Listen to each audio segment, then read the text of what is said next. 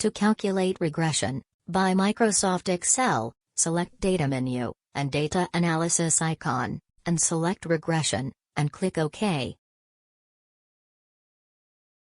After that, select the input range of Y, and the input range of X, and click in Labels box, and select the output range, and click OK, as mentioned inside slide.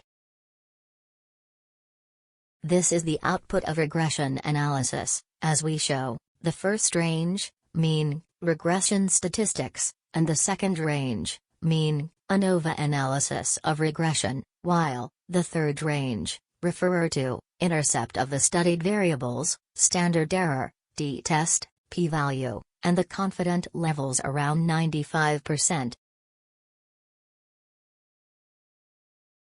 And to complete linear regression analysis, go to Insert menu, and click Scatter tab, as mentioned inside slide.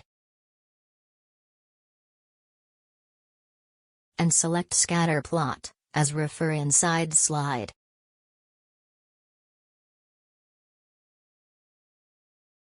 Next, go to Format Trend Line, and select Linear, and select Set Intercept, and select Display Equation on Chart, and select R-squared value on chart, as mentioned inside slide and next slide.